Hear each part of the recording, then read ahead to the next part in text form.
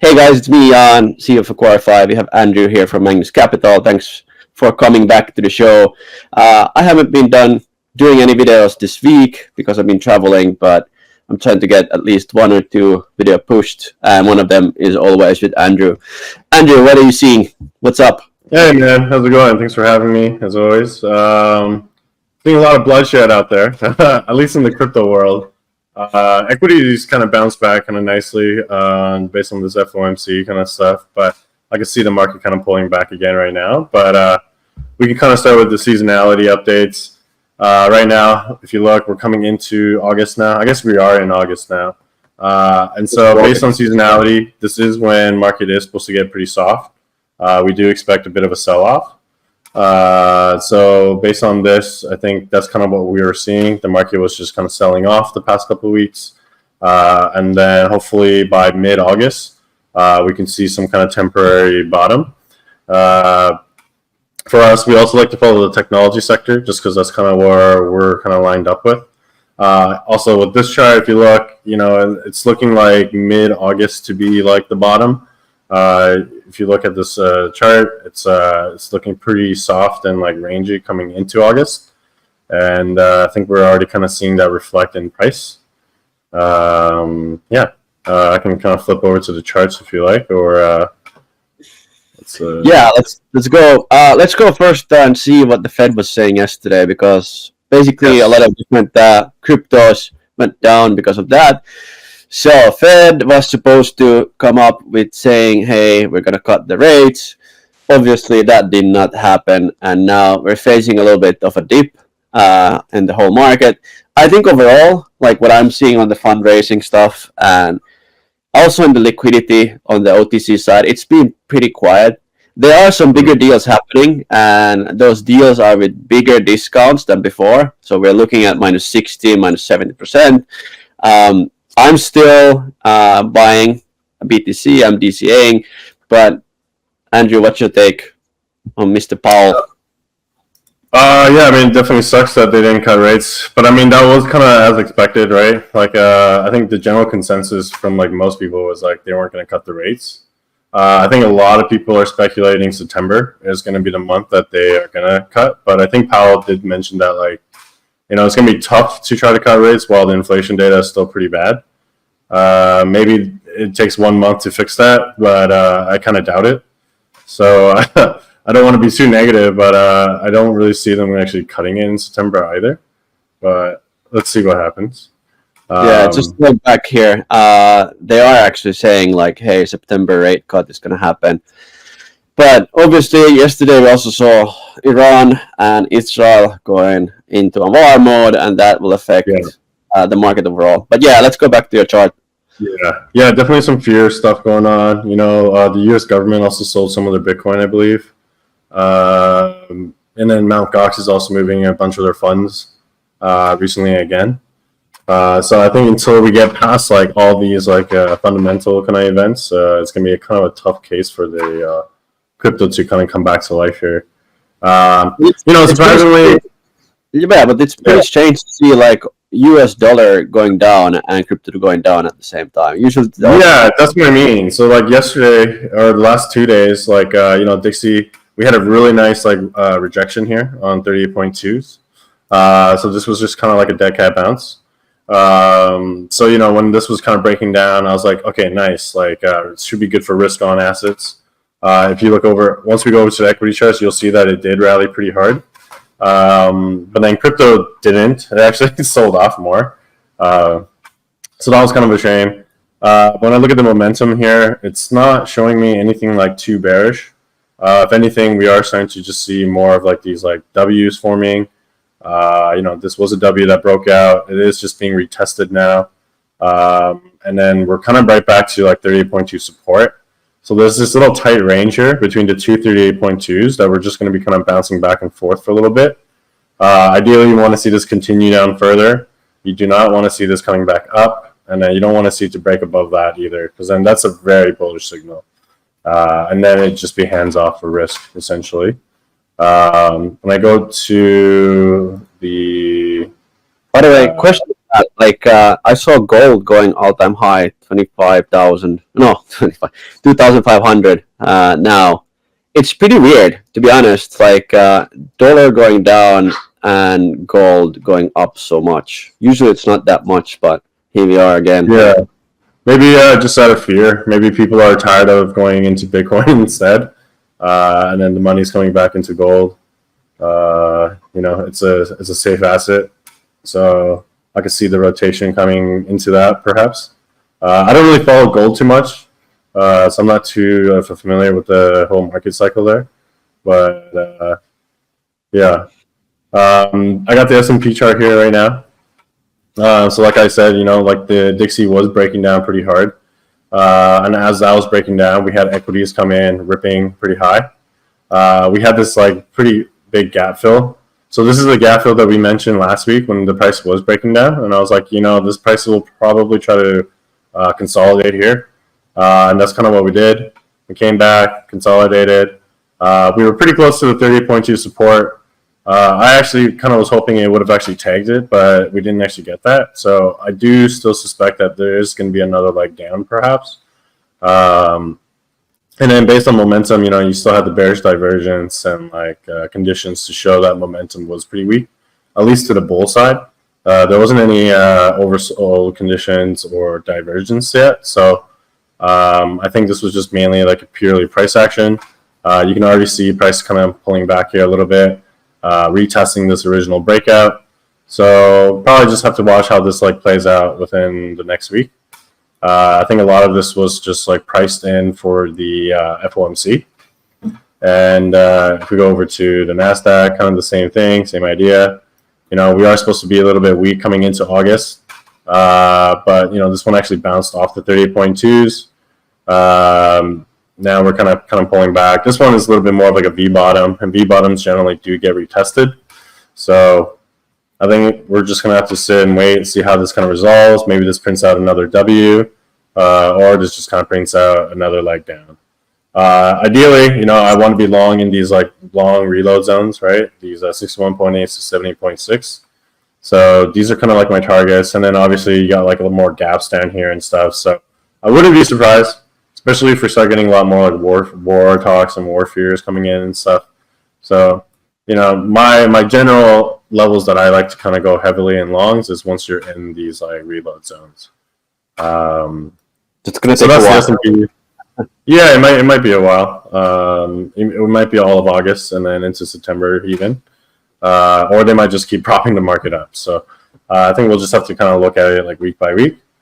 And then we can go over to crypto as well. So crypto is kind of funny. We've been talking about the 78.6 level, this short reload zone. 78.6 was pretty close to the 70K mark as well. So price did hit it. Markets do big fat round numbers because psychologically it's just attractive. I was telling a lot of people if we hit 70K, that's great, but we need to hold above it, which we weren't actually able to. We just kind of got rejected right off of the resistance. And so since then, we've just been straight down. We are outside of the short reload zone now. So maybe price does start consolidating. I do see that off of this range from this bottom to this high, we are close to 38.2 now. So market is kind of consolidating here, or at least trying to. It's on pause. But I do see this little bit of a M shape kind of coming in here, which isn't always the best sight. So, if we do continue lower, which I would not be surprised, then coming down to 61.8 to 78.6 is kind of where I would be looking for the next support. Maybe we have to come back and chase these tails, kind of how we did back here, where you have to break the tail and then we just get this massive dead cat bounce. We might see something similar again because we do have the bear divs now. You have the oversold, overbought conditions. So even momentum is pointing okay, the bearish trend is coming in. Maybe the 200 SMA here can kind of stop the price kind of at this 50% line. But let's see. I think markets are supposed to be soft, and you're supposed to expect a bit of a sell-off into August. So I think we're just kind of seeing that right now. ETH is kind of the same story. We came close to this reload zone. This dead cat bounce didn't come up as high as Bitcoin did. but we just keep failing and we just keep failing. The interesting about ETH here is like when you measure this range, we did hit the 61.8. We did kind of bounce off, but then we continue selling off just like in Bitcoin. So now that price is coming back down. I'm definitely watching these levels in this area to hold. Otherwise, if it falls out of here, then I think this 88.6 level is probably your ultimate level, because this is right against your candle body lows here, as well as you be kind of fighting against these tails that they left behind. Hopefully that comes in and holds. Otherwise, this is a pretty nasty top-like shape. Yeah, so I mean, right now it doesn't look very bullish. It's looking kind of rough out there. A lot of the alts are also bleeding right now. Let's go see the BTC ETF flows quickly. So just on that, it's been getting lower and lower. We were super bullish in the beginning of July. Things were looking great. Then empty GOX started paying out BTC. That basically dumped the market. Then we had the government now coming in and also selling BTC, which is not great. And, same thing with ETF flows from Ethereum. It's just being negative. And actually, I predicted this. I said, like, hey, it's going to be sell the news event, and it's been like that for a while. A big note here is that Grayscale, which is around, I think, $8 or $9 billion worth of ETH, they're been selling like crazy, and you can see it from here. Can you see your chart? I can't see your chart actually. Oh, okay. Oh shit! 1 sec. There we go. Sorry. No worries. Here we go. So just on that, let's go over again. BTC, not a lot of flows. Ethereum, same thing. Here we go. It's been mostly dumping. And it's again Grayscale. Grayscale has a lot of ETH. They have $9 billion, and they're going to be dumping until probably end of September if the flows are like this. They've been dumping now $2 billion worth of ETH. So we have a little bit way to go. Pretty much. Yeah, it's not great. But if we go here and seeing the flow, we've still been going up though, like despite the flows have not been that great. And then obviously what we see with you often is the fear and greed graph. It's going down, and usually when it drops all the way down, it's a great way to buy, or a great time to buy. And I think the same thing will happen. Yeah, so it looks like we still have a bit of room of more selling to come in before the extreme fear comes in. Yeah, but you were right. If you go to the BTC dominance over here, we've been just going up and up and up. And this is actually very bad for the alts. We are again excluding BTC. The total market cap now is again under 1 trillion, which is not good. We've been going on a downward flow over here, and we still haven't broken like the all-time high, or at least the trend from past 2 years, which is not great. Yeah. Let's go to Sol if you have it there. Yeah, sure. I did want to show this one chart here. We have this like hash ribbon signal that we've been kind of following. The minor capitulation kind of signal. We did finally get the buy signal last week, which is like great because that's generally like a pretty bullish signal. A lot of us traders were waiting for this. The only issue is it came in like the worst location, like right against previous highs. You got the massive CME gap, which I wouldn't be surprised if market is going to try to fill that gap. These gaps are pretty big, and they do not like to be left behind. And so maybe a lot of the selling pressure is coming in to just kind of get to this level here. And then finally we might get the bottom there. Sorry? By the way, you want to explain to, let's say, people that don't understand the CMA gap, what is it? So this is just like a gap from like the futures chart. It's like anytime you see a gap, like it's like extreme volatility. So price opens up much higher than where it previously closed because of just like the massive influx of orders. And then when you get that, markets usually have to come back in terms of price to fill in the gap. And what I mean by filling the gap is that you have to get at least like a candlestick or a candle body to come in and pretty much like yeah, like fill the gap essentially. So like I would say it's.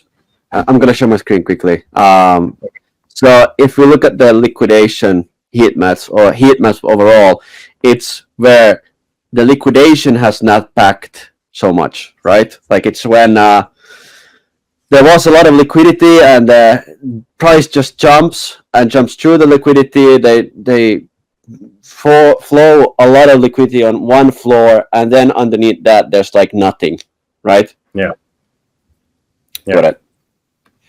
Yeah, just so, I know that there's new people in this channel, so good to explain. But yeah, let's go back to your. Yeah, so I think we're definitely going to come after this level here. Would not be surprised. And then and then I have like a alt index thing here too as well, and like it looks pretty bad. Those are all pointing down. But yeah, I mean, I can show you some alt stuff. I guess we can go over to the Solana chart here. Dude, Solana it was so bullish for the past 5 days. Yeah, and like, you know what's crazy too is like we had this little peak. It came in. It would have confirmed this massive W, but we couldn't confirm, so it was just a fake out. We are pulling back, which, you know, makes sense with the market being pretty soft and the majors being weak. You have kind of a bit of a bear div here now, as well as overbought conditions. This is more like a V bottom than a double top. So, you know, eventually this price does have to come back and retest it. But, you know, it is looking a bit weak. You can see where I'm long from. I'm long from this little W here. And this AB equals CD pattern is still technically valid until we lose these lows here. So, I mean, I don't think we're like crazy bearish yet. I think the market's just correcting again. Which is good. I mean, who knows? Yeah, like you can even do a reload zone from just this range and just be like, okay, look, we're at 30.2 right now. We are supposed to see some kind of support here. Hopefully we get a little bit of a support and like consolidation around these levels. If not, if we break lower, then maybe we can try to come sneak in kind of closer down to here. Come back into like the reload zone. And then hopefully we don't lose these lows. What about Pepe? A lovely coin. Let's see how Pepe is doing. Pepe looks pretty dark here. Looks like we had this double trade set up, kind of looking over here. So yeah, if you bought that W, you did 2-to-1, you would have hit your targets, and then you would have been out. And funny enough, you hit your 2-to-1 target, and then you get this M structure. And then you can see the M coming in here.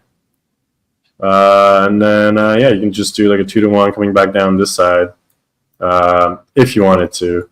I thought maybe we'd come at least up to the short reload zone. We didn't quite get that.